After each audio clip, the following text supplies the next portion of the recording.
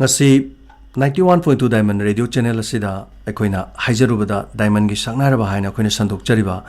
asigumlaba show asida Manipur gi saknarabi saisakpa film gi sports gi tonga bal hiramda leiriba sing ase Diamond Radio na akoina unajaduna wari watai sanaduna makoi gi punsi wari makoi bu celebrity sing ase miyam da hena mek sing na khangnanaba mase akoina 91.2 Diamond Radio Channel asina honajaduna lakjari madugi tangkak ama oina akoina haijarubada akoigi Jena khumanthem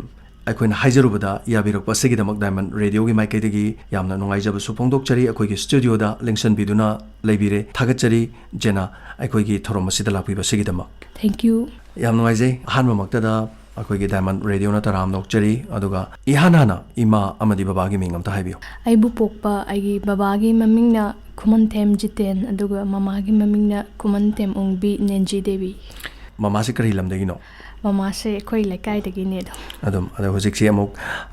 Jena hoigi hek address se mayam khangna na kada kari lamdagi no haiba se phajana ma to haibiyo kurai morang kampu kurai morang kampu dagi yam no ngai jai adu isagi education class se kaya no hojik phauda I 12 lojare 12 lore aduga ichilinaw se kaya no aigi chilinaw khoi mari ne nupa ahum aduga nupi ai matomda nupi se bakhaktane bako andagi ichinaw se iton ton biyo bira hanwe bira kari karamano oibi se yai mane dada ne aine aduga inaw nupa ani maga lai yam no ajare se maduga ichinaw mayam rakta ningol amkhak yaw base yamna luna taw bandum kejamok jabo ko agi adum tawi aduga masima leire aduga matau karam kanda adi karamba matamdagi sei se pambirakpagi angang oringe matamdagi pambirakpra kamai torokpono masigi stage krawai dagi khangakpada kamai torok sei se aina pamaira kaino khangdre dum aina gyan tarakpa dagi dum sei se tammaga adum sagaleramme sei tammaga lerame yam nungai se ado gyan tarakpa swaisi sagi chorokpa chahi kya amuk natraga class kya amuk ki swaisi sana khambiraki class 3 swai dagi dum sei tamme khole stage daga akoi aigi oja hamom sadanandanaga putok piraga haidi stage daga isai oja ga sakminaramme sanga taw samaina khangakpada ko aduga oja khoigi sadananda da yana tambirakpa kanada tambirake sei se aigi hanba ojadi hamom sadananda aduga Hindustani Sangit ki da muk hair kanda Sangit Hindustani gi de class ke abuk tambire aduga dum khoigi boys culture do ina torale bibra kamai to bibana bisharat loire bishar sinu kanada no classical ji kanada tambigi sem ojabi mola da tamje sem ojabi mola da bisharat phoba tamak pasina angang oringe degi tamkhibra natraga khara class 7 ai chai da tambirak pra dugi mamang da tambirak pra adum class 3 4 sumaina haidi aise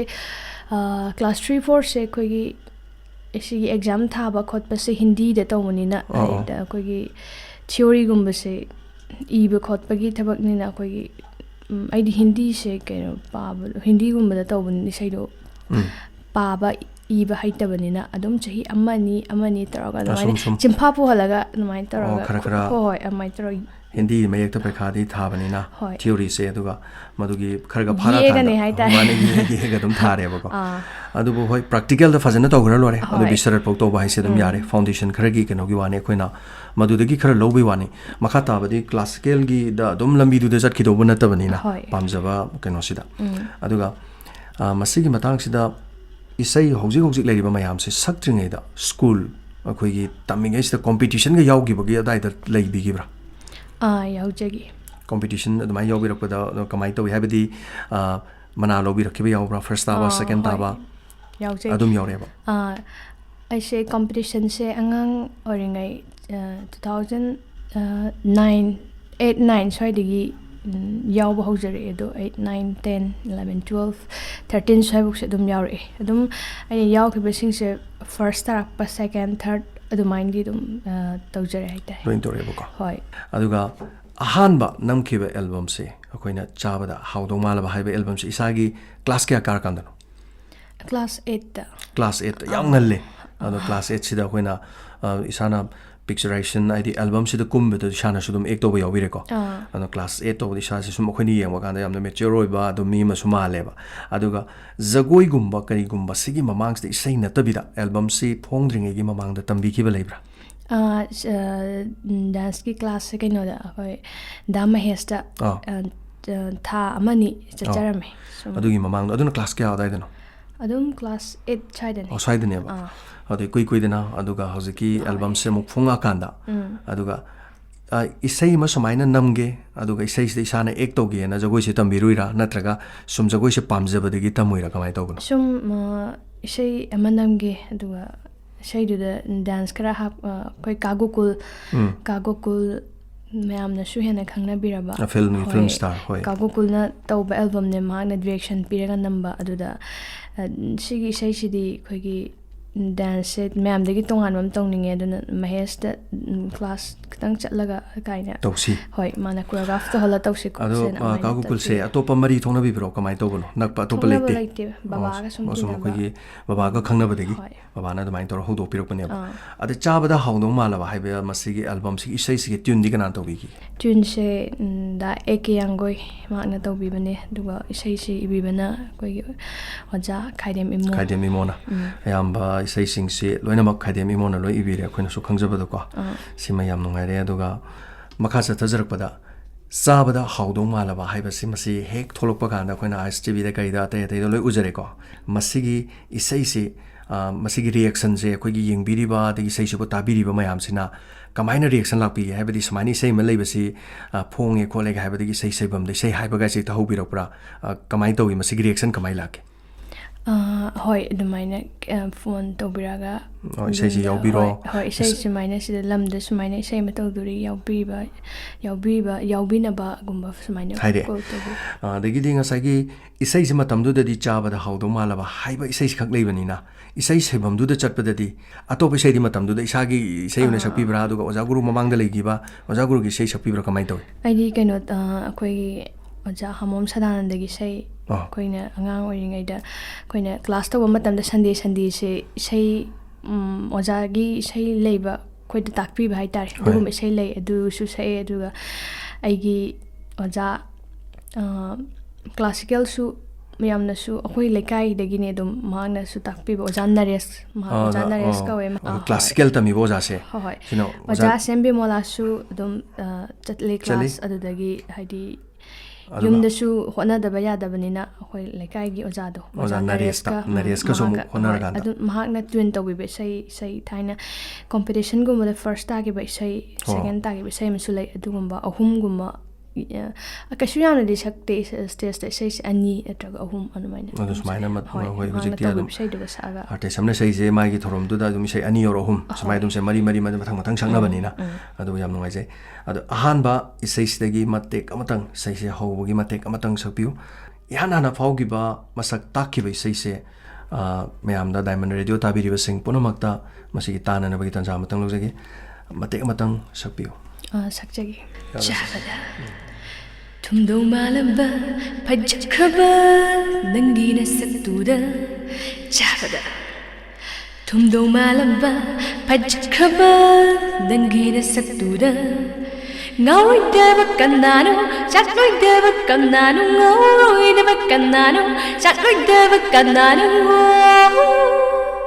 ngaure aidi nangona ngaure piro nangi thamoina ingona piro ngaure aidi nangona ngaure piro nangi nungsiba ingona piro yam pazare isai sima tahanbire isai sigi matungda sigi hek mathangda mu phongkhibi isai se anishuba album se nasaksu sathina phajai habsin anishuba album oire masigi ahanba puthori basida khoigi isai je hawbada banner amakak thai adegi ayamba isai singse loina mak thai adu Nancy film production se kamai tobono mase aibu pokpa ai mamagi ming laujaraga tawjabane film akoi production si shagi oina production banner si shagi oina leijabane adu masida su mathangda amuk nasak si sathina phajai haibai sai se adu masi amuk kamaina masida mai pak pasidagi masi kamai tawjena baba oina hodo pirira aduga aise ai bana hodo pirira adu kamai tobono sinam chum atop sai program se yamna chatragasu amam ani ni dum haibiri emyamna nuksibiduna aduna isai se am khatang di leibodi yadabanina atop isai su saktaba yadabanina anumai taraga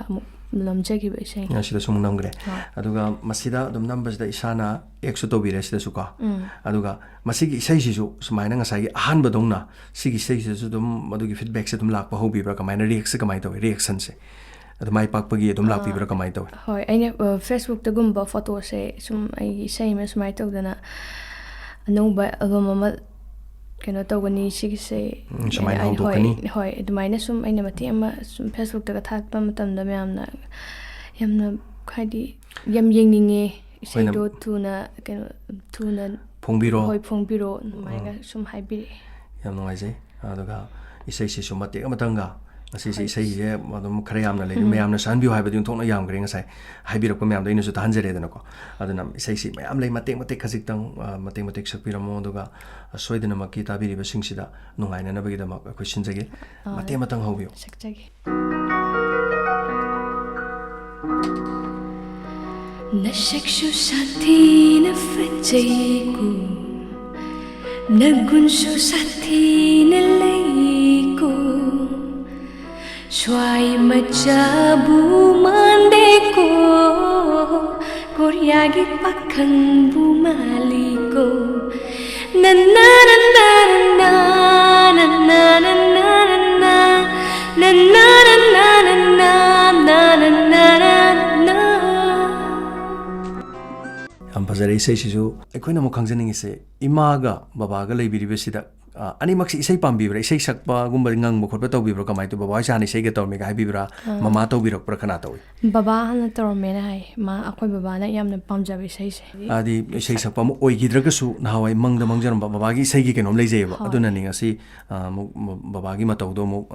jena dong lai ne ba ko smaina tawise mama di isai gumba ngang bidabra kamai tawge ngange du su isai hoi leidena ko adu khara isai sungang da su leidena ko isai he ngang da ba aduga isai pa ma ga su haibdi ngang bai jeda ba haita adu maroina baba si baba na pamjaram maduna madugi makha tara kanda baba gi haita ko madugi aning madune isai je sakbu matam da modern song haidana matam isai na sakliba mong se masidagi kitang na thaira kanda ne ko gi jena hoina sakpiri bese ko gi western gi haita re pop kum gi style da ne ba adu modern song da haidi matam isai da mayamna saknari be isai sida sakpining bagi wakhande leitabra solom da sum leibagi wakhande leibra kamai tawbibano hena pambase adum loina isai ne bahar di loina sakning hai loina di sakning adubu matam du gi chatnabi du gi matungina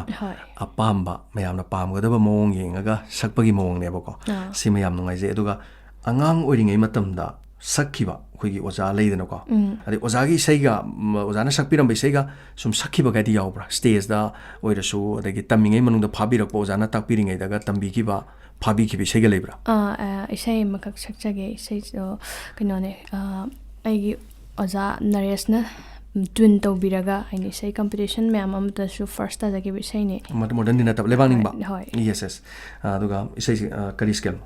scale se D dara kino ma di sakibne kauri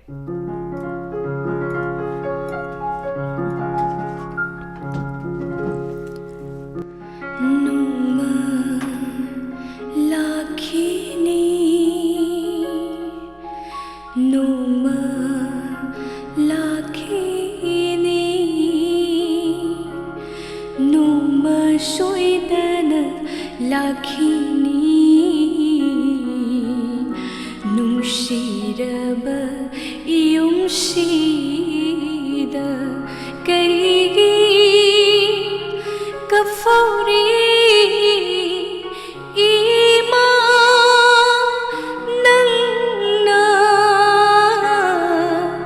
laira khangpo nungduda napari namun kaura laira khangpo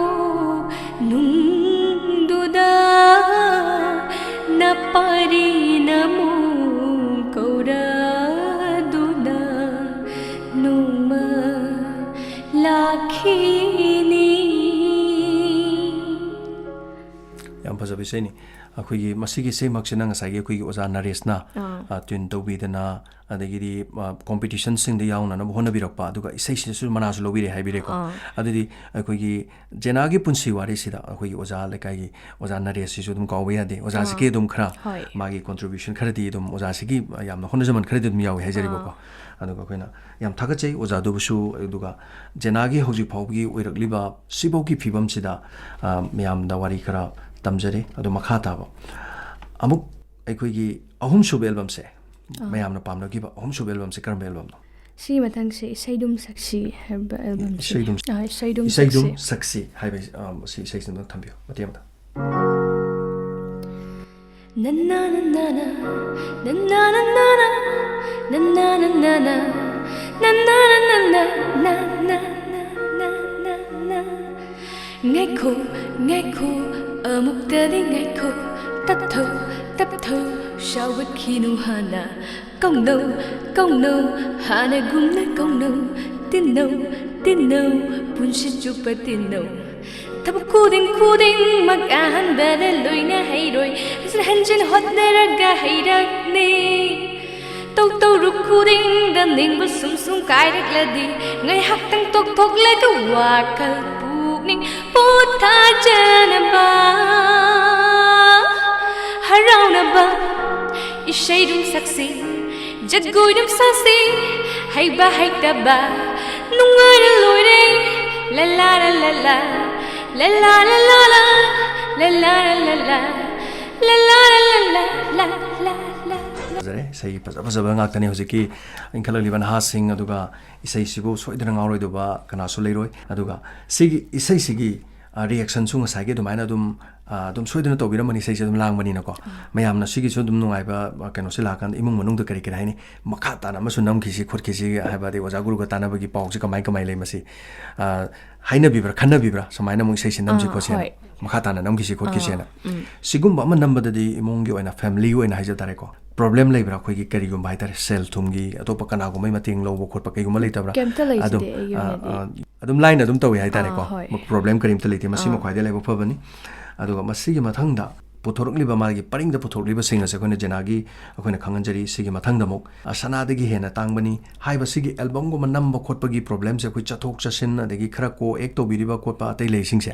ꯃꯁꯤꯗ ꯅꯝꯃꯤꯉꯩꯗ ꯈꯨꯗꯣꯡꯆꯥꯗꯕꯒꯗꯤ ꯃꯥꯌꯣꯛꯅꯕꯤꯕ ꯌꯥꯎꯕ꯭ꯔꯥ ꯍꯥꯏꯕꯗꯤ ꯃꯐꯝ location ꯆꯠꯄ ꯅꯣꯡ ꯆꯤꯡ ꯆꯨꯁꯜꯂꯛꯄ album ꯅꯝꯕ ꯌꯥꯗꯕ ꯊꯤꯡꯕ ꯈꯣꯠꯄ ꯀꯩꯗꯧꯕ ꯂꯩꯕꯥꯛꯀꯤ ꯊꯣꯛꯂꯤꯕ ꯁꯤꯒꯨꯝꯕꯁꯤꯗꯤ ꯅꯨꯡꯉꯥꯏꯇꯕ ꯄꯣꯠ ꯆꯩꯗꯤ ꯍꯩꯖꯜꯂꯨꯔꯀꯥꯟꯗ ꯁꯣꯏꯖꯜꯂꯛꯄ ꯈꯣꯠꯄ ꯀꯔꯤꯒꯨꯝꯕ ꯑꯄꯟꯕ ꯂꯩꯈꯤꯗꯕ꯭ꯔꯥ ꯀꯃꯥꯏ ꯂꯩ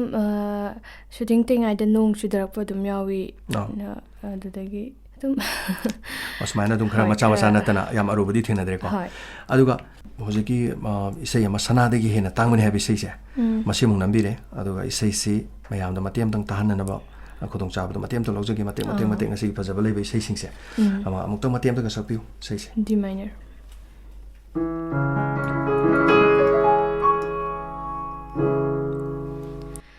ꯊꯣꯠꯅꯧꯔꯕ ꯍꯛꯆꯥꯡ ꯑꯁꯦ ꯏꯊꯛ ꯍꯧꯔꯤꯕ ꯊꯃꯣꯏꯁꯦ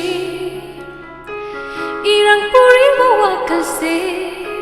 ꯍꯥꯏꯕꯗꯤ ꯑꯩꯒꯤ ꯍꯛꯆꯥꯡꯁꯦ ꯁꯅꯥꯗ ꯍꯦꯟꯅ ꯇꯥꯡꯕꯅꯤ ꯁꯅꯥꯗ ꯍꯦꯟꯅ ꯇꯥꯡꯕꯅꯤ ꯅꯟꯅ ꯅꯟꯅ ꯅꯟꯅ ꯅꯟꯅ ꯌꯥꯝ ꯅꯨꯡꯉꯥꯏꯖꯩ ꯁꯤꯁꯨ ꯑꯩꯈꯣꯏꯅ ꯎꯕꯗ ꯑꯩꯈꯣꯏꯒꯤ ꯀꯣꯑꯦꯛ ꯇꯧꯃꯤꯟꯅꯕ ꯑꯩꯈꯣꯏꯒꯤ ꯅꯨꯄꯥ ꯑꯅꯤꯒ ꯍꯥꯏꯇꯥꯔꯦꯀꯣ ꯑꯗꯨꯒ ꯈꯔ ꯁ꯭ꯄꯦꯁꯤꯌꯦꯜ ꯈꯔ ꯏꯐꯦꯛ ꯈꯔ ꯁꯤꯖꯤꯟꯅꯕ ꯎꯖꯩ ꯑꯩꯈꯣꯏ ꯕꯦꯛꯒ꯭ꯔꯥꯎꯟꯁꯤꯡꯁꯦ ꯑꯩꯈꯣꯏꯒꯤ ꯑꯣꯔꯤꯖꯤꯅꯦꯜ ꯅꯠꯇꯕ ꯁꯦꯝ ꯁꯥꯕꯁꯤꯡꯀꯣ ꯑꯗꯣ ꯃꯁꯤꯗꯤ ꯑꯗꯨꯝ ꯁ꯭ꯇꯨꯗꯤꯑꯣ ꯑꯃꯒꯤ ꯃꯅꯨꯡꯗ ꯑꯗꯨꯝ ꯇꯧꯕꯤꯕ꯭ꯔꯥ ꯌꯥꯝ ꯂꯣꯀꯦꯁꯟꯁꯦ ꯃꯄꯥꯟ ꯆꯠꯇꯅ ꯇꯧꯕꯤꯕ꯭ꯔꯥ ꯀꯃꯥꯏꯅ ꯇꯧꯋꯤ ꯆꯠꯇꯦ ꯑꯩꯈꯣꯏꯒꯤ ꯑꯆꯧꯕ ꯃꯐꯝ ꯑꯃꯗ ꯑꯗꯨꯝ ꯍꯣꯏ ꯀ꯭ꯔꯣꯃꯥ ꯇꯧꯔꯀꯥꯟꯗ ꯑꯗꯨꯝ ꯈꯦꯠꯂꯒ ꯑꯗꯨꯝ ꯇꯧꯕꯒꯤ ꯃꯑꯣꯡ ꯈꯔ ꯎꯖꯩ ꯑꯗꯣ ꯃꯁꯤ ꯃꯄꯥꯟ ꯂꯝꯒꯤ ꯁꯤꯅꯔꯤꯗꯣ ꯑꯩꯈꯣꯏꯒꯤ ꯃꯄꯥꯟ ꯂꯝꯒꯤꯁꯨ ꯃꯥꯟꯕ ꯑꯗꯒꯤ ꯁꯦꯝꯕꯁꯨ ꯃꯥꯟꯕ ꯁꯨꯃꯥꯏꯅ ꯇꯧꯕꯁꯦ ꯏꯐꯦꯛ ꯈꯔ ꯑꯗꯨꯝ ꯍꯥꯞꯄꯀꯥꯟꯗ ꯑꯗꯨꯝ ꯇꯧꯋꯤ ꯑꯗꯒꯤ ꯏꯁꯩ ꯁꯛꯂꯛꯄꯒꯤ ꯃꯇꯥꯡꯗ ꯑꯃꯨꯛ ꯍꯥꯏꯖꯒꯦ ꯅꯣꯡꯃꯗ ꯁꯨꯃꯥꯏꯅ ꯍꯧꯖꯤꯛꯇꯤ ꯁꯨꯃꯥꯏꯅ ꯏꯁꯩꯁꯤ ꯃꯌꯥꯝ ꯂꯩꯔꯕꯅꯤ나 ꯁꯩꯕꯝꯁꯦ ꯍꯥꯟꯅꯗꯒꯤ ꯑꯃꯃꯝ ꯑꯅꯤ ꯈꯔꯒ ꯁꯨꯝ ꯆꯠꯂꯝꯕꯗꯨꯗꯒꯤ ꯁꯩꯕꯝꯁꯤ ꯅꯣꯡꯃꯗ ꯀꯌꯥꯒꯗꯤ ꯆꯠꯂꯦ ꯍꯧꯖꯤꯛꯀꯥꯟꯁꯦ ꯁꯨꯃꯥꯏꯅ ꯃꯌꯥꯝꯒꯤ ꯊꯧꯒꯜ ꯇꯧꯔꯀꯥꯟꯗ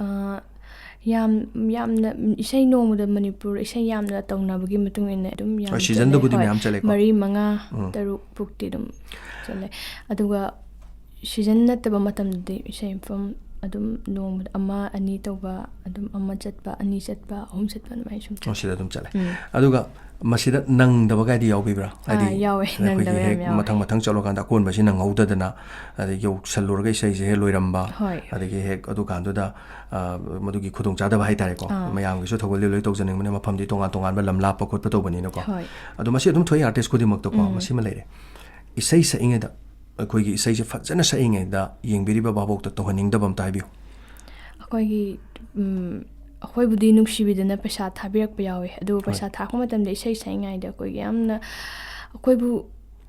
yamna usitabagi maong tawbiba paisa thaba matam da kok ta thajalak pa adu dagi isai sak sakna paisa do lawge tor kan hekching khut to hekching jan gi ba sumai taw se yamna nungai jade lakna bi man isai du yamna miyam gi damaktani haina nungai na saksering manung du da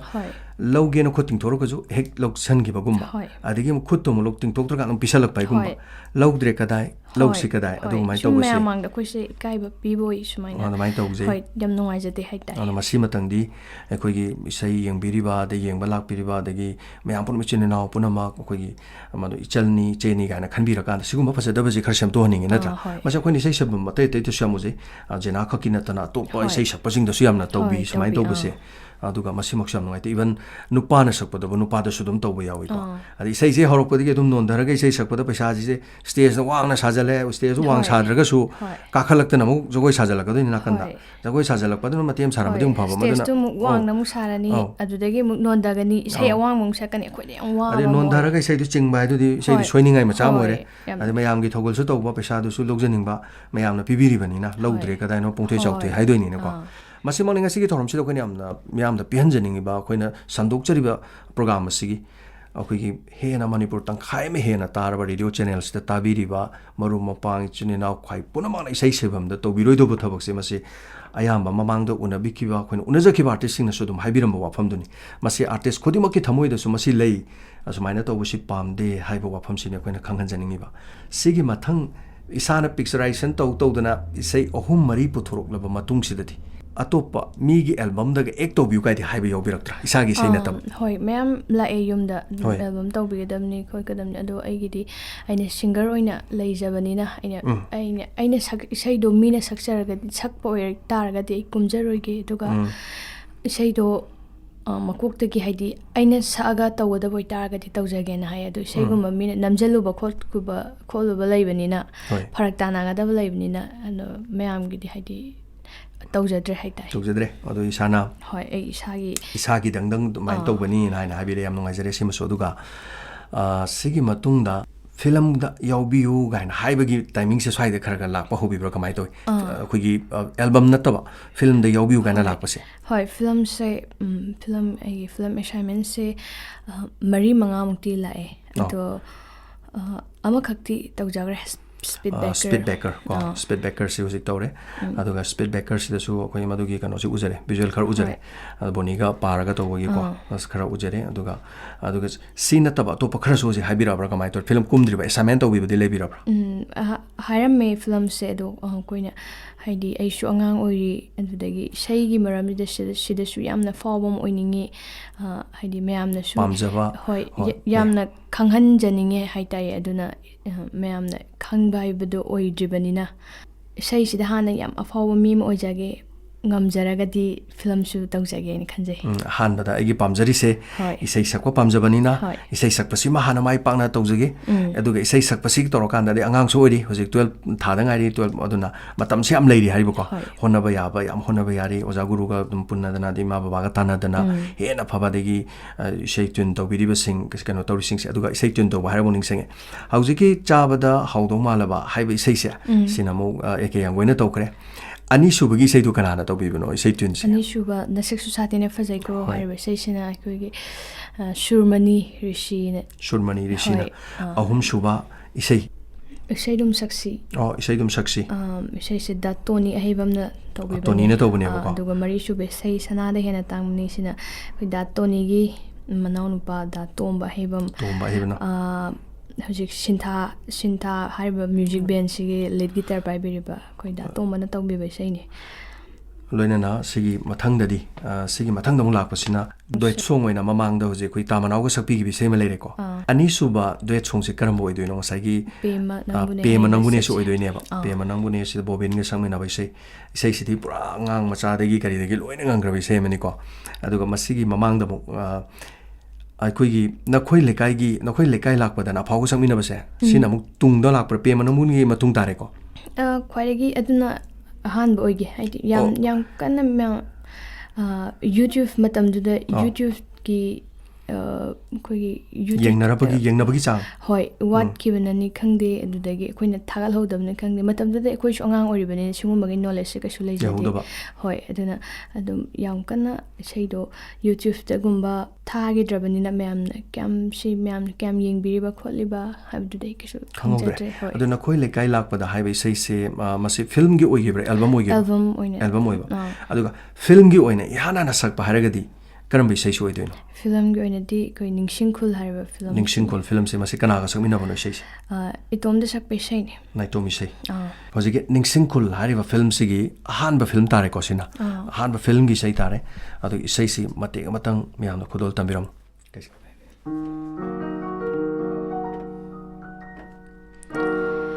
ꯁꯤꯟꯊꯥꯔꯤꯕ ꯄꯤꯔꯥꯡꯁꯤꯗꯤ ꯅꯨꯡꯁꯤꯕ ꯅꯪꯒꯤꯅꯤ ꯅꯨꯡꯁꯤꯕ ꯅꯪꯒꯤꯅꯤ ꯅꯨꯡꯁꯤꯕ ꯅꯪꯒꯤꯅꯤ ꯁꯤꯟꯊꯥꯔꯤꯕ ꯄꯤꯔꯥꯡꯁꯤꯗꯤ ꯅꯨꯡꯁꯤꯕ ꯅꯪꯒꯤꯅꯤ ꯅꯨꯡꯁꯤꯕ ꯅꯪꯒꯤꯅꯤ ꯅꯨꯡꯁꯤꯕ ꯅꯪꯒꯤ니 자크레샤누 분시세 땅고이 따나 뭉시바 낭기 뭉시 마이리나 로이크라바슈 한다기 마복시나 ngaikini mapukudi nangbu디 신타리 바피랑 시디 뭉시바 낭기니 뭉시바 낭기니 뭉시바 낭기니 한한바 필름기 사이니 ꯑꯩꯈꯣꯏꯒꯤ 제나기 오이나 ꯑꯗꯨꯒ ꯐꯤꯜꯝꯁꯤ ꯀꯃꯥꯏꯅ ꯇꯧꯗꯅ ꯐꯤꯜꯝꯁꯤꯒꯤ ꯄꯨꯊꯣꯛꯂꯤꯕ ꯀꯥꯡꯕꯨꯁꯤꯅ ꯖꯦꯅꯥꯗ ꯏꯁꯩꯁꯤ ꯁꯛꯄꯤꯌꯣꯅ ꯍꯥꯏꯕꯤꯔꯛꯂꯤꯕ꯭ꯔꯥ ꯑꯗꯨꯒ ꯀꯃꯥꯏꯅ ꯂꯥꯛꯄꯅꯣ ꯃꯁꯤꯒꯤ ꯑꯣꯐꯔꯁꯦ ꯁꯤꯒꯤꯁꯦ ꯑꯩꯈꯣꯏꯒꯤ ꯑꯣꯖꯥ ꯒꯣꯄꯤꯒꯤ ꯁ꯭ꯇꯨꯗꯤꯑꯣ ꯃꯥꯒꯤ ꯁ꯭ꯇꯨꯗꯤꯑꯣꯗ ꯑꯩꯒꯤ ꯏꯁꯩ ꯈꯔ ꯗꯤꯗꯤꯀꯦꯗ ꯊꯥꯅꯕ ꯏꯁꯩ ꯈꯔ ꯅꯝꯖꯩ ꯑꯗꯨꯀꯥꯟꯗ ꯑꯩꯈꯣꯏꯒꯤ ꯏꯁꯩꯁꯤꯒꯤ ꯐꯤꯜꯝꯁꯤꯒꯤ ꯏꯁꯩ ꯍꯥꯏꯗꯤ ꯐꯤꯜꯝꯁꯤꯒꯤ ꯄ꯭ꯔꯣꯗ꯭ꯌꯨꯁꯔꯗꯨꯅ ꯁꯨꯝ ꯏꯁꯩꯁꯦ ꯁꯛꯄ ꯌꯥꯒꯅꯤ ꯈꯣꯠꯀꯅꯤ ꯍꯥꯏꯐꯦꯠ ꯑꯩꯒꯤ ꯏꯁꯩꯗꯣ ꯇꯥꯔꯒ ꯑꯗꯨꯃꯥꯏꯅ ꯍꯥꯟꯅ ꯑꯩꯈꯣꯏꯒꯤ ꯀꯩꯅꯣꯗ ꯒꯣꯄꯤꯒꯤꯗ ꯅꯝꯃꯤꯕ ꯏꯁꯩ ꯅꯝꯃꯤꯉꯩ ꯃꯅꯨꯡꯗ ꯐꯤꯂꯝꯁꯤꯗꯁꯨ ꯑꯉꯥꯡꯁꯦ ꯏꯁꯩ ꯁꯛꯄ ꯌꯥꯅꯤ ꯀꯥꯏꯅ ꯁꯨꯃꯥꯏꯅ ꯈꯟꯖꯕꯗꯒꯤ ꯑꯗꯣ ꯒꯣꯄꯤ ꯍꯣꯏꯗ ꯍꯥꯏꯕꯤꯔꯛꯄꯔꯥ ꯒꯣꯄꯤ ꯍꯣꯏꯅ ꯕꯕꯥꯗ ꯍꯥꯏꯔꯛꯏꯔꯥ ꯖꯦꯅꯥꯗ ꯗꯥꯏꯔꯦꯛ ꯂꯥꯛꯏꯔꯥ ꯀꯃꯥꯏꯅ ꯂꯥꯛꯄꯅꯣ ꯁꯤꯅ ꯑꯩꯈꯣꯏ ꯈꯪꯖꯅꯤꯡꯉꯤꯁꯤ ꯂꯥꯛꯄꯅꯦ ꯕꯕꯥꯗ ꯍꯥꯏꯔꯛꯄꯅꯦꯕꯀꯣ ꯌꯥꯝ ꯅꯨꯡꯉꯥꯏꯖꯩ ꯑꯗꯨꯒ ꯃꯁꯤꯒꯤ ꯑꯩ ꯁꯨꯃꯥꯏꯅ ꯏꯁꯩ ꯁꯛꯄ ꯑꯃ ꯂꯩꯔꯦ ꯍꯥꯏꯔꯒꯁꯨ ꯃꯗꯨ ꯂꯥꯛꯏꯕ ꯑꯣꯐꯔꯗꯨꯒꯤ ꯃꯔꯝꯗꯨꯅꯦꯕ ꯑꯩꯈꯣꯏꯅ ꯈꯪꯖꯅꯤꯡꯉꯤꯁꯦꯀꯣ ꯁꯤ ꯂꯩꯔꯦ ꯁꯤꯒꯤ ꯃꯇꯨꯡꯁꯤꯗꯒꯤ ꯑꯃꯨꯛ ꯌꯥꯝ ꯅꯨꯡꯉꯥꯏꯕ ꯏꯁꯩ ꯉꯁꯥꯏ ꯄꯟꯕꯤꯈꯤꯕ ꯄꯦꯃ ꯅꯪꯕꯨꯅꯦ ꯏꯁꯩꯁꯤꯅꯤꯀꯣ ꯏꯁꯩꯁꯤꯗꯤ ꯍꯦꯛꯇ ꯍꯧꯔꯛꯄꯗ ꯃ꯭ꯌꯨꯖꯤꯛꯁꯤ ꯍꯦꯛ ꯍꯧꯔꯛꯄꯗ ꯑꯉꯥꯡ ꯃꯆꯥꯗꯩ ꯀꯩꯗꯩ ꯂꯣꯏ ꯅꯤꯛꯄ ꯍꯧꯔꯕꯅꯤ ꯌꯥꯝ ꯐꯖꯕ ꯏꯁꯩꯅꯤ ꯑꯗꯨ ꯏꯁꯩꯁꯤ ꯀꯃꯥꯏꯅꯅꯣ ꯃꯁꯤ ꯕꯣꯕꯤꯟꯅ ꯍꯧꯗꯣꯔꯛꯏꯔꯥ ꯀꯅꯥꯅ ꯍꯧꯗꯣꯛꯇꯅ ꯕꯣꯕꯤꯟꯒ ꯄꯥꯔ ꯁꯛꯇꯣꯏꯅꯦꯅ ꯍꯥꯏꯕꯤꯔꯛꯏꯅꯣ ꯀꯅꯥꯅꯣ ꯀꯥꯕꯣꯕꯤꯟꯅ ꯏꯁꯩ ꯑꯩꯈꯣꯏ ꯑꯩꯁꯦ ꯁꯨꯝ ꯑꯉꯥꯡ ꯑꯣꯏꯔꯤꯉꯩꯗꯁꯨ ꯃꯣꯏꯒ ꯁꯨꯝ ꯊꯦꯡꯅꯔꯛꯄ ꯃꯣꯏꯅ ꯂꯨꯅ ꯇꯧꯕꯤꯕ ꯍꯣꯏ ꯍꯥꯟꯅ ꯉꯜꯂꯤꯉꯩ ꯃꯇꯝꯗꯒꯤ ꯈꯪꯅꯔꯛꯄꯅꯤꯅ ꯁꯨꯝ ꯏꯁꯩꯗꯣ ꯀꯥꯟꯅꯗꯦ ꯅꯪꯗꯤ ꯗꯨꯋꯦꯠꯁꯨ ꯌꯥꯝ ꯂꯩꯇꯦ ꯗꯨꯋꯦꯠ ꯑꯃ ꯁꯛꯁꯦ ꯈꯣꯠꯁꯦꯅ ꯇꯧꯔꯒ ꯑꯗꯨꯃꯥꯏꯅ ꯇꯧꯔꯒ ꯍꯣꯏ ꯁꯛꯁꯦ ꯑꯗꯨꯗꯤ ꯀꯥꯕꯣꯕꯤꯟꯅ ꯇꯧꯔꯒ ꯑꯗꯨꯃꯥꯏꯅ ꯅꯝꯈꯤꯕ ꯏꯁꯩꯅꯤ ꯑꯗꯩ ꯏꯁꯩꯁꯤ ꯍꯦꯛ ꯍꯧꯔꯛꯄꯗꯗꯤ ꯄꯦꯃ ꯅꯪꯕꯨꯅꯦ ꯀꯥꯏꯅ ꯉꯁꯥꯏꯒꯤ ꯂꯩꯔꯤꯕ ꯖꯦꯅꯥꯒꯤ ꯁ꯭ꯇꯥꯏꯜꯁꯤꯗ ꯅꯤꯡꯁꯤꯡꯈꯨꯜꯒꯤ ꯍꯧꯖꯤꯛ ꯁꯛꯂꯤꯕ ꯏꯁꯩꯗꯨꯁꯨ ꯑꯃꯨꯛ ꯄꯨꯔꯥ ꯑꯩꯈꯣꯏꯒꯤ ꯄꯨꯔꯥ ꯃꯦꯂꯣꯅꯤꯀꯣ ꯃꯦꯂꯣ ꯁꯣꯡꯅꯤ ꯃꯗꯨꯃ ꯐꯖꯅ ꯑꯗꯨꯒꯤ ꯃꯃꯥꯡꯗ ꯏꯁꯩꯁꯤꯅ ꯋꯦꯁꯇꯔꯟꯒꯤ ꯁ꯭ꯇꯥꯏꯜꯗ ꯇꯧꯔꯀꯥꯟꯗ ꯑꯗꯨꯒꯤ ꯁꯛꯄ ꯏꯁꯩꯁꯤꯡ ꯂꯣꯏꯅ ꯁꯛꯏꯉꯩ ꯃꯅꯨꯡꯁꯤꯗ ꯄꯦꯃ ꯅꯪꯕꯨꯅꯦ ꯑꯁꯤꯗꯤ ꯉꯁꯥꯏ ꯋꯦꯁꯇꯔꯟ ꯅꯠꯇꯕ ꯑꯩꯈꯣꯏꯒꯤ ꯐ꯭ꯌꯨꯖꯟꯅꯤ ꯃꯣꯏꯁꯦ ꯑꯩꯈꯣꯏꯒꯤ ꯃꯅꯤꯄꯨꯔꯒꯤ ꯐꯣꯛꯀ ꯑꯣꯏꯁꯨ ꯌꯥꯟꯁꯟꯅꯕ ꯑꯗꯣ ꯑꯩꯈꯣꯏꯒꯤ ꯕꯣꯕꯤꯟꯒꯤ ꯏꯁꯩꯁꯤꯡ ꯑꯌꯥꯝꯕ ꯇꯧꯏꯀꯣ ꯑꯗꯨꯒ ꯁꯨꯃꯥꯏꯅ ꯇꯧꯔꯛꯄ ꯀꯥꯟꯁꯤꯗ ꯏꯁꯩꯁꯤ ꯇ꯭ꯌꯨꯟ ꯇꯧꯔꯒ ꯕꯣꯕꯤꯟꯅ ꯄꯤꯔꯛꯄ ꯀꯥꯟꯁꯤꯗ ꯑꯩꯈꯣꯏ ꯖꯦꯅꯥꯅ ꯏꯁꯩꯁꯤ ꯇ꯭ꯌꯨꯟꯁꯤ ꯇꯥꯕ ꯀꯥꯟꯗ ꯄꯨꯛꯅꯤꯡꯗ ꯐꯤꯂꯤꯡꯁ ꯀꯔꯤ ꯂꯩꯒꯦ ꯄꯨꯛꯅꯤꯡꯁꯦ ꯏꯁꯩꯁꯤ ꯐꯖꯗꯣꯔꯤꯅ ꯑꯁꯤ ꯅꯣꯛꯅꯤꯡꯗꯣꯔꯤꯅ ꯀꯔꯤ ꯐꯥꯎꯈꯤ ꯀꯥꯕꯣꯕꯤꯟꯅ ꯏꯁꯩꯁꯦ ꯊꯥꯕꯤꯔꯛꯑꯦ ꯑꯩꯉꯣꯟꯗ ꯑꯩꯅ ꯑꯍꯥꯟꯕ ꯇꯥꯕ ꯃꯇꯝ ꯀꯔꯤꯅꯣ ꯏꯁꯩꯁꯤꯕꯨ ꯍꯥꯏꯗꯤ ꯑꯩꯅ ꯁꯛꯈꯤꯕ ꯏꯁꯩ ꯃꯌꯥꯝꯗꯒꯤ ꯇꯣꯉꯥꯟꯕ ꯑꯃ ꯑꯣꯏꯕꯅꯤꯅ ꯍꯣꯏ ꯀꯩ ꯖꯣꯀꯔ ꯀꯩ ꯑꯣꯏ ꯃꯩ ꯏꯁꯩ ꯃꯌꯦꯛꯇꯨꯁꯨ ꯁꯨꯝ ꯃꯥꯅꯤ ꯃꯥꯅꯤ ꯍꯣꯏ ꯑꯩꯈꯣꯏꯁꯨ ꯑꯗꯨꯝ ꯐꯥꯎꯏ ꯑꯗꯨꯝ ꯇꯥꯕꯗ ꯑꯗꯨ ꯅꯪꯅꯁꯨ ꯐꯥꯎꯔꯝꯒꯅꯤ ꯑꯗꯨ ꯍꯥꯏꯕꯤꯔꯛꯑꯣ ꯇꯥꯃꯣ ꯅꯪꯅꯅꯦ ꯍꯥꯏꯕ ꯌꯥꯝꯅ ꯀꯥꯕꯣꯕꯤꯅ ꯁꯥꯒ ꯊꯥꯛꯄ ꯃꯇꯝꯗ ꯌꯥꯝ ꯅꯣꯛꯅꯤꯡꯕ ꯍꯥꯏꯇꯥꯔꯦ ꯃꯥꯅꯒ ꯍꯣꯏ. ꯀꯦꯔꯒ ꯁꯛꯂꯛꯄꯗꯣ ꯑꯩꯅꯗꯤ ꯁꯦꯟꯅ ꯁꯛꯄꯗꯤ ꯍꯩꯖꯗ꯭ꯔꯦ ꯍꯣꯏ. ꯀꯥꯕꯣꯕꯤꯅ ꯁꯛꯄꯤꯔꯛꯄꯗꯣ ꯑꯗꯨꯃꯥꯏꯅ ꯁꯛꯄꯗꯤ ꯍꯩꯖꯗ꯭ꯔꯦ ꯌꯥꯝ ꯍꯦꯟꯅ ꯖꯦꯅꯥꯒꯤ ꯁꯛꯀꯗꯕ ꯄꯥꯔꯠꯇꯣ ꯍꯣꯏ. ꯕꯣꯕꯤꯟꯅ ꯑꯣꯏꯅ ꯅꯨꯄꯥ ꯈꯣꯟꯖꯦꯜꯗ ꯇꯥꯃꯣ ꯍꯣꯏ ꯅꯪꯅꯅꯦ ꯍꯣꯏ ꯑꯃ ꯇꯧꯔꯒ ꯀꯦꯔ ꯑꯁ ꯁꯛꯂꯛꯄ ꯑꯩ ꯀꯦꯔꯒ ꯌꯥꯝ ꯇꯧꯔꯛꯄꯗꯣ ꯅꯣꯛꯅꯤꯡꯕ ꯍꯥꯏꯇꯥꯔꯦ ꯏꯁꯩꯗꯣ ꯌꯥꯝ ꯅꯨꯡꯉꯥꯏꯔꯦ ꯁꯤꯃꯁꯨ ꯑꯗꯨꯒ ꯏꯁꯩꯁꯤꯒꯤ ꯌꯥꯝꯅ ꯍꯦꯛ ꯍꯧꯔꯛꯄ ꯃꯇꯝꯗ ꯑꯗꯨꯝ ꯍꯧꯔꯦ ꯅꯨꯡꯁꯨ ꯅꯨꯡꯉꯥꯏꯕ ꯍꯧꯖꯤꯛꯁꯨ ꯑꯗꯨꯝ ꯐꯖꯔꯤ ꯁ꯭ꯇꯦꯖꯇꯁꯨ ꯕꯣꯕꯤꯟ ꯊꯦꯡꯅꯔꯗꯤ ꯑꯗꯨꯝ ꯁꯛꯄꯤꯔꯝꯒꯅꯤ ꯑꯗꯨꯒ ꯑꯗꯨꯝ ꯇꯥꯕꯗꯁꯨ ꯍꯧꯖꯤꯛꯁꯨ ꯑꯗꯨꯝ ꯐꯖꯕ ꯑꯉꯥꯡ ꯃꯆꯥ ꯑꯃꯅꯁꯨ ꯍꯦꯛꯇ ꯃꯔꯣꯟꯐꯧ ꯅꯤꯡꯊꯤ ꯅꯨꯡꯉꯥꯏꯅ ꯊꯣꯛꯇ꯭ꯔꯤꯉꯩꯗ ꯇꯥꯃꯣ ꯅꯪꯅꯅꯦ ꯄꯦꯝꯃ ꯅꯪꯕꯨꯅꯦ ꯍꯥꯏꯁꯦ ꯃꯔꯣꯟ ꯁꯨꯕꯣꯏ ꯁꯨꯗꯕ ꯍꯥꯏꯕ ꯃꯇꯝꯗ ꯌꯥꯝꯅ ꯅꯣꯛꯅꯤꯡꯕ ꯍꯣꯏ. ꯀꯔꯤꯅꯣꯅꯦ ꯁꯤꯕꯨ ꯏꯁꯩꯔꯅꯦꯅ ꯑꯩꯈꯣꯏꯗꯤ ꯑꯍꯥꯟꯕꯗ ꯏꯁꯩ ꯍꯥꯟꯅ ꯇꯥꯖꯗꯦ ꯍꯣꯏ. ꯑꯉꯥꯡꯅ ꯉꯪꯉꯛꯄꯗ ꯍꯥꯟꯅ ꯇꯥꯏ ꯑꯗ ꯀꯅꯥ ꯁꯛꯏꯖꯥꯅꯣꯅ ꯇꯧꯔꯀꯥꯟꯗ ꯁꯨꯃꯥꯏꯅ ꯁꯨꯃꯥꯏꯅ ꯁꯛꯄꯅꯦꯅ ꯇꯧꯗꯅ ꯇꯥꯈꯤ ꯏꯁꯩꯁꯤ ꯃꯇꯦꯛ ꯑꯃꯇꯪ ꯈꯨꯗꯣꯜꯕꯤꯌꯨ ꯃꯌꯥꯝ ꯄꯨꯝꯅꯃꯛꯇ ꯇꯥꯍꯟꯅꯅꯕꯒꯤ ꯇꯥꯟꯖꯥꯗꯨꯃ ꯁꯤꯃꯥꯏꯅ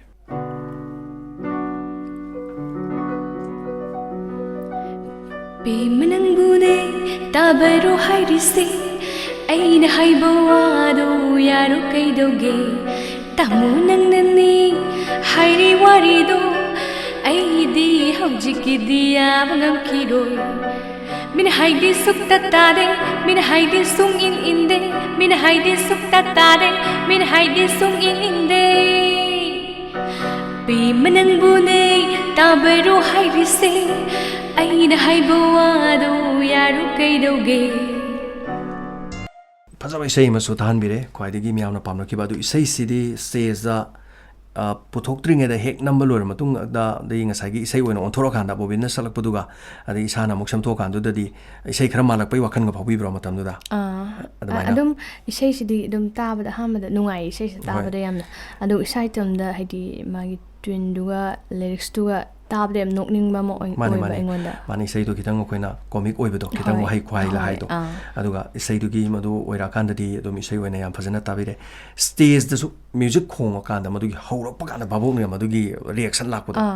ꯌꯥꯝ ꯀꯔꯤ ꯐꯥꯎꯕꯤꯒꯦ ꯑꯗꯨꯗꯤ ꯌꯥꯝ ꯅꯨꯡꯉꯥꯏꯌꯦ ꯏꯁꯥꯗ ꯃꯤꯅ ꯑꯩꯒꯤ ꯏꯁꯩꯗ ꯄꯥꯝꯕꯤꯕ ꯑꯩꯒꯤ ꯏꯁꯩꯗ ꯈꯨꯕꯥꯛ ꯈꯨꯕꯤꯕ ꯌꯥꯝ ꯍꯔꯥꯎꯖꯩ ꯑꯗꯨꯒ ꯏꯁꯩꯁꯤꯗꯤ ꯉꯁꯥꯏꯒꯤ ꯍꯦꯛ ꯃꯤꯅ ꯍꯧꯔꯛꯄꯗ ꯕꯣꯕꯤꯟꯒꯤ ꯏꯁꯩꯁꯦ ꯍꯧꯔꯛꯄꯗ ꯏꯁꯩꯁꯦ ꯍꯧꯔꯛꯇꯣꯔꯦ ꯀꯥꯏꯅ ꯍꯥꯏꯕꯒꯤ ꯃ꯭ꯌꯨꯖꯤꯛꯁꯤꯗ ꯍꯧꯔꯛꯄꯒꯤ ꯈꯣꯡꯉꯛꯄꯗꯣ ꯑꯗꯨꯗꯒꯤ ꯑꯗꯨꯝ ꯅꯨꯡꯉꯥꯏꯕꯤꯔꯝꯃꯅꯤꯀோ ꯃꯁꯤꯃ ꯑꯗꯨꯒ ꯁꯤꯒꯤ ꯃꯊꯪꯗ ꯈꯜꯂꯨꯕ ꯋꯥꯈꯜꯁꯤꯅ ꯍꯥꯏꯕ ꯏꯁꯩꯁꯤ ꯂꯥꯛꯑꯦ ꯈꯜꯂꯨꯕ ꯋꯥꯈꯜꯁꯤꯅꯗꯤ ꯑꯩꯈꯣꯏꯅ ꯑꯇꯩꯒꯤ ꯄꯤꯛꯆꯔ ꯉꯁꯥꯏꯒꯤ ꯑꯦꯜꯕꯝ ꯃꯌꯥꯝꯁꯨ ꯎꯔꯛꯄ ꯀꯥꯟꯁꯤꯗ ꯈꯜꯂꯨꯕ ꯋꯥꯈꯜꯁꯤꯅ ꯃꯁꯤꯗ ꯏꯁꯥꯅ ꯑꯦꯛ ꯇꯧꯕꯒꯤ ꯑꯩꯈꯣꯏꯒꯤ ꯚꯤꯖꯨꯋꯦꯂꯥꯏꯖꯦꯁꯟ ꯌꯦꯡꯀꯥꯟꯗ ꯈꯔ ꯍꯦꯟꯅ ꯃꯦꯆ꯭ꯌꯣꯔ ꯑꯣꯏꯕꯒꯤ ꯑꯩꯈꯣꯏꯅ ꯎꯕ ꯐꯪꯖꯩ ꯑꯗꯣ ꯃꯁꯤꯅ ꯀ꯭ꯂꯥꯁ ꯀꯌꯥꯗꯅꯣ ꯇꯧꯕꯤꯕꯁꯦ ꯁꯤꯗꯤ ꯀ꯭ꯂꯥꯁ 10 11 ꯁ꯭ꯋꯥꯏꯗ 10 11 ꯁ꯭ꯋꯥꯏꯗꯅꯦꯕ 10ꯒꯤꯁꯨ ꯂꯣꯏꯁꯤꯜꯂꯛꯄ 11ꯒꯤꯁꯨ ꯍꯧꯔꯛꯄ ꯑꯗꯨꯋꯥꯏ ꯃꯔꯛꯇꯨꯗ ꯑꯗꯨꯒ ꯏꯁꯩꯁꯤꯒꯤ ꯃꯁꯤꯒꯤ ꯇ꯭ꯌꯨꯟꯅ ꯀꯅꯥꯅ ꯇꯧꯕꯤꯕꯅꯣ ꯑꯩꯈꯣꯏꯒꯤ ꯑꯁꯦꯝ ꯑꯣꯖꯥ ꯕꯤꯃꯣꯂꯥꯒꯤ ꯃꯥꯒꯤ ꯃꯆꯥꯅꯨꯄꯥ ꯕꯤꯕꯦꯛ ꯑꯂꯤ ꯕꯤꯕꯦꯛ ꯑꯂꯤ ꯇꯧꯕꯤꯔꯦ ꯑꯂꯤ ꯕꯤꯕꯦꯛ ꯑꯂꯤ ꯇꯧꯕꯤꯔꯦ ꯌꯥꯝ ꯅꯨꯡꯉꯥꯏꯖꯩ ꯕꯤꯕꯦꯛꯀꯤꯁꯨ ꯃꯥꯏꯁꯨ ꯏꯁꯩꯁꯦ ꯇꯣꯞ ꯇꯣꯞꯄ ꯃꯥꯏ ꯃꯈꯜ ꯑꯃ ꯂꯣꯏ ꯂꯩꯖꯕꯅꯤꯅ ꯇꯣꯉꯥꯟ ꯇꯣꯉꯥꯟꯕ ꯑꯗꯨ ꯕꯤꯕꯦꯛꯀꯤ ꯁꯤꯒꯤ ꯃꯇꯦꯛ ꯑꯃꯈꯛꯇꯪ ꯇꯧꯕꯤꯌꯨ ꯉꯁꯤꯁꯦ ꯗꯤꯗ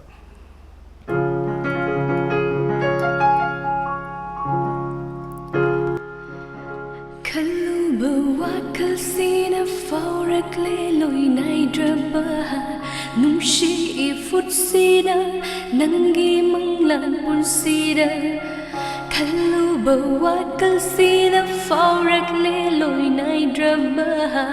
ꯅꯨꯡꯁꯤ ꯏꯐꯨꯠꯁꯤꯅ ꯅꯪꯒꯤ ꯃꯪꯂꯥꯟ ꯄꯨꯟꯁꯤꯗ ꯆꯠꯂꯤꯕ ꯅꯨꯡꯁꯤ ꯏꯄꯥꯛꯇ ꯀꯪꯉꯥꯎꯅꯔ ꯅꯪꯒꯤ ꯋꯥꯈꯜꯗ ꯆꯠꯂꯤꯕ ꯅꯨꯡꯁꯤ ꯏꯄꯥꯛꯇ ꯀꯪꯉꯥꯎꯅꯔ ꯅꯪꯒꯤ ꯋꯥꯈꯜꯗ ꯄꯨꯗꯨꯅ ꯆꯠꯂꯣ ꯅꯪꯒꯤ ꯅꯅꯥꯛꯇ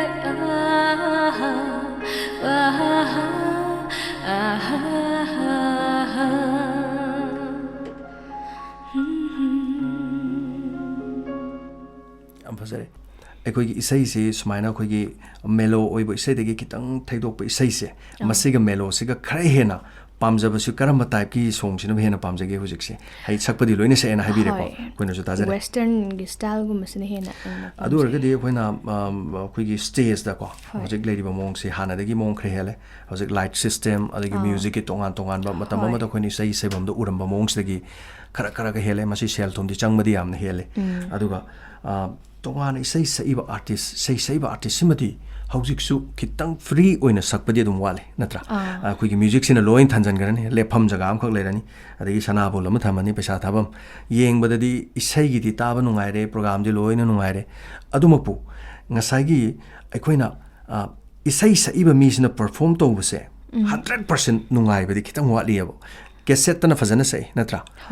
stage da cassette to bodu maina dingam kana su yaudri natra tongan mixing kaya marom season naraga tongan kano mayam je track to toropani audio live sina mokoi gi only one track ni ko adu masida leire masida daga artist amanaga tawri bokoi gi western type ta music season adana dai sam thadok dan jin phajaba ma purit angau phajaba ma tawduna guitar ga tawduna western gi style ga tawraga tawbase pambi da bra masi kam mong da pambi sumna setting the straight sum tawbase pa me to bodo aduga khoi chai di chanadri hoi adugi style do chanadribanina aduga hoi haidi adu tawraga myam nokna gidra kai hai ha madusu hoi adu isadadi madugi western ge madugi style do pami aduga music instrument kari kari season ba hibige isana isai to bosina isai to ribanina harmonium keyboard guitar leibibasing kari kari season bige harmonium adum pairaga yumda isai practice tawjai aduga marak aigi isai sak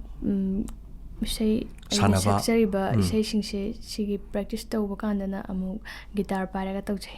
guitar so dum kharga dum chord pairaga yam tawdrasu tangai pa chord kharga pairaga sakpadu de dum madum hayeba ko adagi aikoi gi yum da rias tawba kanda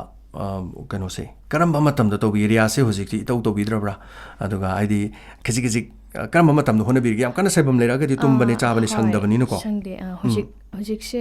adum hojik matam sa isai yam kana chattabani na tawjai pung chakcha to ko pung mapan chwai degina pung baro ama ani chwai adum tawi ado hojik se namga da ba project aduga khoi isai kaya mukti leibirige sagat ke gana mathang khanba nowba phungga da ban ta ki 2017 gi phongphong saba leibiribra kamai to ngasi isai ma kano tawjagani isai ma phongjagani aigi shooting loi nandagi ai isai ma puthokadaba music video album ama lai adu ngasi release tawjagani isai mamin kari no ngasi je diamond da lai ngasi da madu khudong chaba do lorogam ta lojog thamoi ama pali thamoi ama pali sei ji duet natte isai tan nai tom sakbi isai tom ta nai tom gi sei ni isai do mate ga matang asi phonga da ba yamna laibo phaba no mini ngasi se jena khumanthem gi aduga isai si miam dam tahanjagi ngasi phonga da ba isai ni mate matang makok kitang hobadang tobiro miam na su mathang ngasi dagi di isai si taba hobiro maram da khoi gi youtube ta kari da loina mak madu khudong chaba do kari skel ji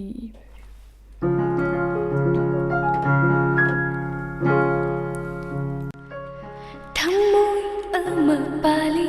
bithok nabathamoi amanangonda mikuf ama amukta yinglamko shakhenba lamlanba ngaikho amukta migi macha pamuba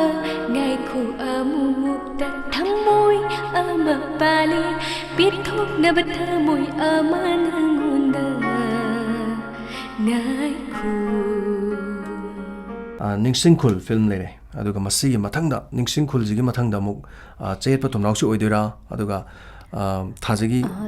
mahing je thajagi mahing ne bako thajagi mahing si asigi isai se nai tomla kamai tobna du itomna sakpe sai ni itomda masim ta matem tanga tobiu yana tanjage scale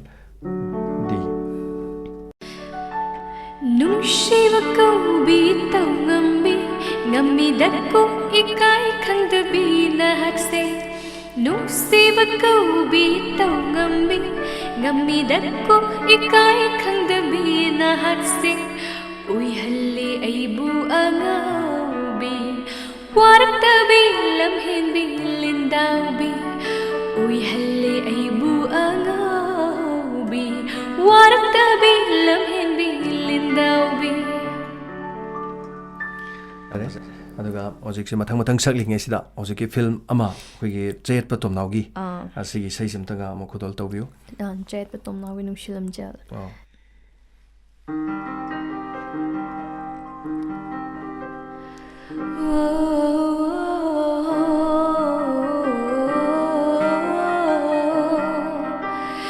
ꯅꯨꯡꯁꯤꯕ ꯅꯪꯒꯤ ꯁꯛꯇꯝ ꯎꯔꯨꯕꯗ ꯉꯥꯎꯔꯦ ꯑꯩꯒꯤ ꯊꯃꯣꯏꯁꯦ ꯂꯩꯇꯥꯐꯝ ꯈꯪꯗꯅ ꯀꯪꯉꯥꯎꯅꯍꯜꯂꯦ ꯅꯪꯒꯤ ꯅꯨꯡꯁꯤ ꯋꯥꯈꯜꯗ ꯀꯪꯉꯥꯎꯅꯍꯜꯂꯦ ꯅꯪꯒꯤ ꯅꯨꯡꯁꯤ ꯋꯥꯈꯜꯗ ꯅꯨꯡꯁꯤꯕ ꯅꯪꯒꯤ ꯁꯛꯇꯝ ꯎꯔꯨꯕꯗ ꯉꯥꯎꯔꯦ ꯑꯩꯒꯤ ꯊꯃꯣꯏꯁꯦ ꯂꯩꯇꯥꯐꯝ ꯈꯪꯗꯅ ꯀꯪꯉꯥꯎꯅꯍꯜꯂꯦ ꯅꯪꯒꯤ ꯅꯨꯡꯁꯤ ꯋꯥꯈꯜꯗ ꯂꯥꯛꯂꯨ ꯄꯥꯝꯃꯨꯕ ꯏꯅꯥꯛꯇ ꯅꯨꯡꯁꯤ ꯋꯥꯔꯤ ꯄꯨꯗꯨꯅ ꯌꯥꯝ ꯅꯨꯡꯉꯥꯏꯖꯔꯦ ꯇꯥꯅꯤꯡꯕ ꯐꯖ ꯐꯖꯕ ꯏꯁꯩꯁꯤꯡ ꯂꯣꯏꯅ ꯇꯥꯍꯟꯕꯤꯔꯦ ꯏꯁꯥꯒꯤ ꯏꯁꯩ ꯅꯠꯇ꯭ꯔꯒꯁꯨ ꯑꯣꯖꯥ ꯍꯩꯕꯝ ꯁ꯭ꯌꯥꯝꯒꯤ ꯏꯁꯩ ꯗ ꯁꯛꯅꯕ ꯌꯥꯎꯏ ꯑꯗꯒꯤꯗꯤ ꯂꯩꯔꯤꯕꯁꯤꯡꯁꯤꯅꯀꯣ ꯑꯗꯒꯤ ꯑꯃꯅ ꯑꯣꯖꯥꯁꯤꯡꯁꯤꯒꯤ ꯏꯁꯩꯁꯤ ꯂꯣꯏꯅ ꯁꯛꯄ ꯑꯣꯖꯥꯁꯤꯡꯁꯤꯅ ꯑꯩꯈꯣꯏꯕꯨ ꯃꯇꯝ ꯑꯃꯗ ꯃꯈꯣꯏꯅ ꯁꯦꯝꯕꯤꯔꯝꯕ ꯃꯈꯣꯏꯅ ꯂꯝꯌꯥꯟꯕ ꯑꯣꯖꯥꯁꯤꯡꯁꯤꯅ ꯇꯧꯖꯔꯝꯕꯗꯨꯅ ꯉꯁꯤ ꯖꯦꯅꯥ ꯍꯣꯏ ꯃꯌꯥꯝ ꯑꯗꯩ ꯁꯩꯁꯛꯄ ꯃꯌꯥꯝ ꯑꯗꯒꯤ ꯁꯤꯁꯤꯅ ꯃꯇꯨꯡ ꯏꯟꯕ ꯉꯝꯖꯔꯤꯅꯦꯕꯀꯣ ꯑꯣꯖꯥꯁꯤꯡꯁꯦ ꯀꯥꯎꯊꯣꯛꯄꯗꯤ ꯌꯥꯗꯦꯕ ꯑꯩꯕꯨ ꯇꯥꯛꯄꯤꯒꯦꯔꯥ ꯇꯥꯛꯄꯤꯔꯣꯏꯔꯥ ꯃꯥꯡꯗ ꯂꯩꯔꯝꯃꯤꯕꯁꯤꯡꯁꯦ ꯑꯩꯒꯤ ꯑꯣꯖꯥ ꯒꯨꯔꯨ ꯉꯥꯛꯇꯅꯦ ꯑꯩꯅ ꯂꯣꯏꯅ ꯏꯀꯥꯏ ꯈꯨꯝꯅꯒꯗꯕꯅꯦꯕꯀꯣ ꯑꯗ ꯃꯁꯤꯗ ꯏꯁꯩꯒꯥꯏꯗꯤ ꯑꯣꯖꯥꯁꯤꯡꯒꯤ ꯁ꯭ꯇꯦꯖꯇꯒ ꯁꯛꯄꯤꯕ ꯏꯁꯩꯁꯤꯡ ꯀꯔꯤ ꯀꯔꯤ ꯏꯁꯩ ꯁꯛꯄꯤꯕ ꯌꯥꯎꯏ ꯁꯛꯆꯩ ꯑꯩꯈꯣꯏꯒꯤ ꯑꯣꯖꯥ ꯅꯣꯡꯃꯥꯏꯊꯦꯝ ꯄꯍꯥꯔꯤꯒꯤ ꯏꯁꯩ ꯑꯩꯈꯣꯏꯒꯤ ꯑꯩꯗꯤ ꯏꯁꯩ ꯁꯛꯂꯔꯣꯏ ꯈꯜꯂꯤ ꯌꯥꯗꯦ ꯍꯥꯏꯔꯤꯕ ꯏꯁꯩꯁꯤ ꯑꯌꯥꯝꯕꯅ ꯑꯩ ꯑꯗꯨꯝ ꯁ꯭ꯇꯦꯖꯇ ꯃꯌꯥꯝꯅ ꯑꯣꯖꯥ ꯑꯔꯤꯕ ꯑꯩꯈꯣꯏꯒꯤ ꯑꯣꯖꯥꯁꯤꯡꯒꯤ ꯏꯁꯩ ꯑꯃ ꯁꯛꯄꯤꯔꯝꯃꯣ ꯁꯨꯝ ꯍꯥꯏꯔꯛꯄꯁꯨ ꯌꯥꯎꯋꯦ ꯑꯗꯨꯃꯥꯏꯅ ꯍꯥꯏꯔꯛꯄ ꯃꯇꯝꯗ ꯁꯤꯒꯤ ꯏꯁꯩꯁꯦ ꯁꯛꯆꯩ ꯑꯔꯤꯕ ꯃꯇꯝꯒꯤ ꯏꯁꯩ ꯑꯃꯇꯪ ꯁꯛꯄꯤꯔꯝꯃꯨ ꯍꯥꯏ ꯀꯥꯟꯗ ꯍꯥꯏꯔꯤꯕ ꯏꯁꯩꯁꯤ ꯁꯛꯑꯦ ꯍꯥꯏꯗꯣ ꯃꯇꯦꯛ ꯑꯃꯇꯪ ꯇꯥꯍꯟꯅꯅꯕꯒꯤ ꯇꯥꯟꯖꯥ ꯂꯧꯖꯒꯦ ꯃꯇꯦꯛ ꯑꯃꯇꯪ ꯁꯛꯄꯤꯌꯨ ꯑꯩꯗꯤ ꯏꯁꯩ ꯁꯛꯂꯔꯣꯏ ꯈꯜꯂꯤ ꯌꯥꯗꯦ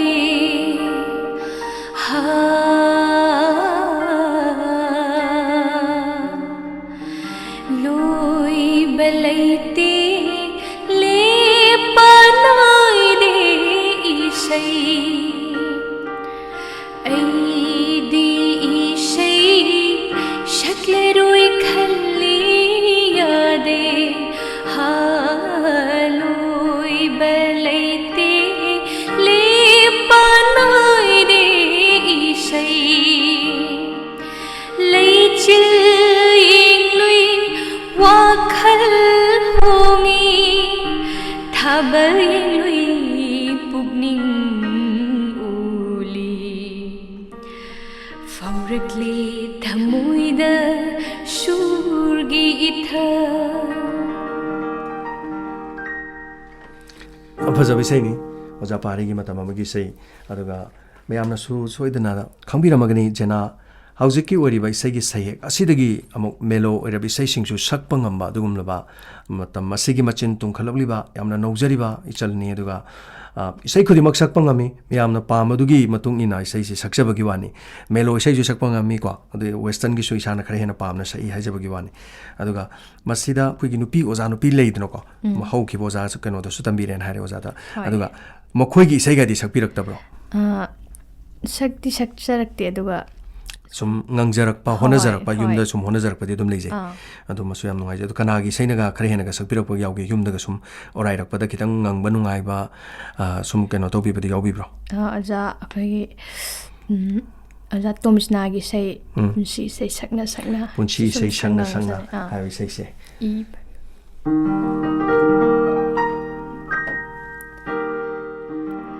ꯄꯨꯟꯁꯤ ꯏꯁꯩ ꯁꯛꯅ ꯁꯛꯅ ꯑꯩꯅ ꯐꯝꯂꯤ ꯇꯣꯔꯕꯥꯟꯁꯤꯗ ꯄꯨꯟꯁꯤ ꯏꯁꯩ ꯁꯛꯅ ꯁꯛꯅ ꯑꯩꯅ ꯐꯝꯂꯤ ꯇꯣꯔꯕꯥꯟꯁꯤꯗ ꯍꯤ ꯂꯥꯛꯄ ꯉꯥꯏꯔꯤ ꯍꯤ ꯂꯥꯛꯄ ꯉꯥꯏꯔꯤ ꯃꯪꯂꯥꯟ ꯀꯌꯥ ꯃꯪꯈꯤ ꯑꯩꯅ ꯇꯣꯔꯕꯥꯟꯁꯤꯗ ꯐꯝꯅ ꯐꯝꯅ ꯃꯪꯂꯥꯟ ꯀꯌꯥ ꯃꯪꯈꯤ ꯑꯩꯅ ꯇꯣꯔꯕꯥꯟꯁꯤꯗ ꯐꯝꯅ ꯐꯝꯅ ꯉꯥꯏꯍꯥꯛ ꯑꯃꯨꯛ ꯅꯣꯛꯍꯜꯂꯤ ꯉꯥꯏꯍꯥꯛ ꯑꯃꯨꯛ ꯀꯞꯍꯜꯂꯤ ꯑꯋꯥ ꯅꯨꯡꯉꯥꯏ ꯁꯨꯔꯗ ꯉꯥꯏꯍꯥꯛ ꯑꯃꯨꯛ ꯅꯣꯛꯍꯜꯂꯤ ꯉꯥꯏꯍꯥꯛ ꯑꯃꯨꯛ ꯀꯞꯍꯜꯂꯤ ꯑꯋꯥ ꯅꯨꯡꯉꯥꯏ ꯁꯨꯔꯗ ꯑꯄꯥꯝꯃꯤ ꯍꯣꯒꯤ ꯃꯩꯔꯥꯕꯤꯁ ꯃꯥꯡꯗ ꯖꯒꯣꯏ ꯁꯥꯔꯝꯂꯒ ꯑꯄꯥꯝꯃꯤ ꯍꯣꯒꯤ ꯃꯩꯔꯥꯕꯤꯁ ꯃꯥꯡꯗ ꯖꯒꯣꯏ ꯁꯥꯔꯝꯂꯒ कानदरे खल्लबरा मतम लोइरे हल्लगेरा कानदरे खल्लबरा मतम लोइरे हल्लगेरा पुंशी इसे सतना सतना अइना फमली तोरबांसीदा हीला पा गाइरी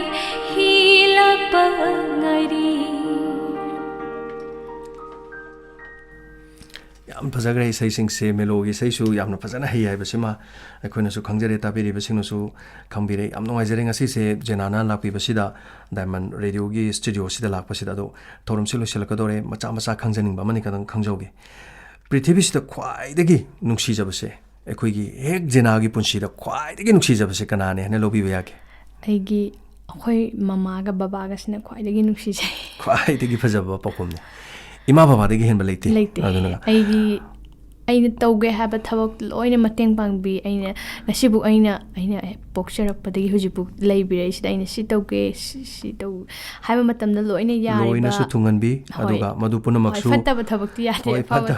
ꯐꯠꯇꯕꯗꯤ ꯌꯥꯕꯤꯔꯣꯏ ꯑꯗꯨꯅ ꯑꯐꯕ ꯌꯥꯕꯤꯔꯤꯗꯨ ꯊꯕꯛ ꯃꯌꯥꯝ ꯑꯐꯕ ꯑꯣꯏꯕꯒꯤ ꯑꯃꯗ ꯌꯥꯔꯤꯅꯤ ꯃꯁꯤꯃ ꯁꯤ ꯌꯥꯝ ꯂꯣꯏꯅ ꯅꯨꯡꯉꯥꯏꯖꯩ ꯌꯥꯕꯤ ꯑꯗꯨꯅ ꯑꯩꯅ ꯌꯥꯝ ꯅꯨꯡꯁꯤꯖꯩ ꯃꯣꯏꯅ ꯌꯥꯝꯅ ꯅꯨꯡꯁꯤꯕꯤꯒꯗꯕꯅꯤ ꯏꯃꯥ ꯕꯕꯥꯅ ꯂꯩꯕꯤꯔꯝꯕꯅ ꯑꯩꯈꯣꯏ ꯂꯩꯔꯤꯅꯤ ꯑꯗꯨꯅ ꯃꯁꯤꯒꯤ ꯂꯃꯟꯁꯦ ꯄꯨꯟꯁꯤ ꯆꯨꯞꯄꯗ ꯑꯩꯈꯣꯏꯅ ꯀꯌꯥꯔꯛ ꯍꯣꯠꯅꯔꯒꯁꯨ ꯀꯣ ꯁꯨꯡꯁꯤꯡ ꯁꯤꯡꯕ ꯉꯝꯃꯔꯣꯏꯗꯧꯕꯅꯤ ꯏꯃꯥꯒꯤ ꯂꯃꯟ ꯁꯤꯡꯕ ꯉꯝꯃꯦ ꯏꯄꯥꯒꯤ ꯂꯃꯟ ꯁꯤꯡꯕ ꯉꯝꯃꯦ ꯍꯥꯏꯁꯦ ꯍꯥꯏꯕꯩ ꯋꯥꯅꯤ ꯁꯨꯡꯁꯤꯡ ꯁꯤꯡꯕ ꯉꯝꯃꯔꯣꯏꯗꯧꯕꯅꯤ ꯑꯗꯨꯝ ꯍꯦꯟꯗꯨꯅ ꯂꯩꯔꯒꯗꯕ ꯃꯁꯤꯒꯤ ꯅꯨꯡꯁꯤꯕꯁꯦ ꯀꯩꯗꯧꯉꯩꯗ ꯑꯩꯈꯣꯏꯅ ꯃꯥꯡꯍꯜꯂꯣꯏꯗꯕꯅꯤ ꯃꯁꯤꯃ ꯂꯩꯔꯦ ꯑꯗꯨꯒ ꯑꯩꯈꯣꯏꯒꯤ ꯏꯁꯩꯒꯤ ꯂꯝꯗ ꯁꯨꯃꯥꯏꯅ ꯁꯨꯝ ꯈꯔ ꯆꯪꯁꯤꯜꯂꯛꯄꯁꯤꯗ ꯍꯧꯔꯛꯄꯗꯒꯤꯀꯣ ꯁꯨꯝ ꯆꯪꯉꯛꯄꯁꯤꯗ ꯀꯩꯔꯣꯜ ꯂꯩꯀꯥꯏ ꯍꯥꯏꯕ ꯑꯃꯈꯛ ꯂꯩꯌꯦ ꯀꯩꯔꯣꯜ ꯂꯩꯀꯥꯏꯅꯒ ꯑꯩꯈꯣꯏꯒꯤ ꯐꯪꯁꯟ ꯃꯆꯥ ꯇꯧꯕꯗ ꯖꯦꯅꯥꯁꯤ ꯅꯤꯡꯁꯤꯡꯕꯤꯕ ꯖꯦꯅꯥꯅ ꯇꯧꯕꯁꯤ ꯌꯥꯕꯤꯕ ꯈꯣꯠꯄ ꯍꯥꯏꯕ ꯑꯃ ꯂꯩ ꯀꯩꯔꯣꯜ ꯂꯩꯀꯥꯏꯒꯤ ꯔꯤꯑꯦꯛꯁꯟ ꯀꯔꯤ ꯂꯩꯒꯦ ꯍꯧꯖꯤꯛꯁꯤ ꯖꯦꯅꯥꯒꯤ ꯍꯧꯖꯤꯛ ꯂꯩꯔꯤꯕ ꯁ꯭ꯇꯦꯖꯁꯤꯗ ꯊꯥꯒꯠꯄꯤꯕ ꯈꯣꯠꯄ ꯀꯩꯅꯣ ꯇꯧꯋꯦ ꯑꯩꯈꯣꯏꯒꯤ ꯂꯝꯁꯦ ꯃꯣꯏꯔꯥꯡ ꯀꯥꯡꯕꯨꯁꯦ ꯌꯥꯝ ꯀꯟꯅ ꯑꯩꯈꯣꯏꯒꯤ ꯃꯤꯅ ꯈꯪꯕ ꯖꯒꯥ ꯑꯣꯏꯗꯦ ꯑꯗꯨꯅ ꯁꯤꯒꯨꯝꯕ ꯁꯤꯗꯒꯤ ꯁꯨꯃꯥꯏꯅ ꯏꯁꯩ ꯁꯛꯄ ꯑꯃ ꯏꯁꯩ ꯇꯝꯖꯔꯛꯄ ꯁꯛꯆꯔꯛꯄ ꯃꯌꯥꯝꯁꯤꯗ ꯑꯩꯈꯣꯏ ꯂꯩꯀꯥꯏꯒꯤ ꯃꯤꯁꯤꯅ ꯍꯦꯟꯅ ꯑꯩꯈꯣꯏꯒꯤ ꯂꯝꯁꯦ ꯁꯛ ꯈꯪꯕꯤꯅꯕ ꯑꯩꯕꯨ ꯌꯥꯝꯅ ꯐꯥꯎꯕ ꯃꯤ ꯑꯃ ꯑꯣꯏꯅꯕ ꯌꯥꯝ ꯁꯞꯄꯣꯔꯠ ꯇꯧꯕꯤ ꯌꯥꯝ ꯅꯨꯡꯉꯥꯏꯖꯩ ꯃꯁꯤꯃ ꯍꯣꯕꯤꯁꯤ ꯀꯔꯤꯅꯣ ꯑꯩꯈꯣꯏꯒꯤ ꯀꯩꯅꯣꯁꯤ ꯑꯩꯒꯤ ꯍꯣꯕꯤꯁꯦ ꯏꯁꯩ ꯇꯥꯕ ꯑꯗꯨꯝ ꯏꯁꯩ ꯇꯥꯕꯗ ꯑꯗꯨꯝ ꯖꯒꯣꯏ ꯑꯗꯨꯝ ꯌꯥꯎꯔꯦ ꯍꯣꯏ ꯏꯁꯩ ꯗꯥꯟꯁ ꯀꯣ ꯑꯗꯨꯒ ꯀꯔꯤꯒꯨꯝꯕ ꯃꯇꯝꯗ ꯑꯩꯈꯣꯏꯒꯤ ꯑꯆꯥꯄꯣꯠ ꯁꯦꯝꯕ ꯍꯥꯏꯗꯤ ꯃꯦꯒꯤ ꯍꯧꯕ ꯆꯧ ꯍꯧꯕ ꯁꯨꯃꯥꯏꯅ ꯇꯧꯕꯁꯨ ꯌꯥꯝ ꯄꯥꯝꯖꯩ ꯆꯥꯕꯁꯤꯗ ꯑꯩꯈꯣꯏꯒꯤ ꯂꯣꯀꯦꯜꯒꯤ ꯑꯣꯏꯅ ꯂꯩꯖꯔꯤꯕ ꯑꯩꯈꯣꯏ ꯃꯩꯇꯩꯒꯤ ꯍꯥꯏꯇꯥꯔꯦꯀꯣ ꯃꯅꯤꯄꯨꯔꯤꯒꯤ ꯍꯥꯏꯔꯒꯦ ꯑꯩꯈꯣꯏ ꯃꯅꯤꯄꯨꯔꯤꯒꯤ ꯃꯆꯥꯁꯤꯡꯅ ꯆꯥꯔꯤꯕ ꯆꯤꯟꯖꯥꯛꯁꯤꯗ ꯀꯔꯤ ꯍꯦꯟꯅ ꯄꯥꯝꯕꯤꯒꯦ ꯌꯨꯝꯒꯤ ꯂꯩꯔꯤꯕ ꯑꯩꯈꯣꯏ ꯏꯟꯗꯤꯖꯤꯅꯁ ꯐꯨꯗꯀꯨꯝꯕ ꯂꯩꯔꯤꯁꯤꯗ ꯀꯔꯤꯅꯒ ꯍꯦꯟꯅ ꯄꯥꯝꯕꯤꯒꯦ ꯁꯤꯡꯖꯨ ꯌꯥꯝ ꯄꯥꯝꯃꯤ ꯁꯤꯡꯖꯨꯁꯤ ꯌꯥꯝ ꯄꯥꯝꯃꯤ ꯑꯩꯅ ꯇꯧꯔꯤꯕ ꯊꯕꯛꯁꯤꯒꯗꯤ ꯌꯥꯝꯗꯤ ꯆꯥꯟꯅꯗꯕ ꯑꯗꯨ ꯑꯣꯏꯇꯥꯔꯒꯁꯨ ꯌꯥꯝ ꯑꯁꯪ ꯑꯃꯥꯟꯁꯤ ꯈꯅꯥꯎꯒꯗꯤ ꯈꯔ ꯕꯦꯔꯥ ꯂꯩ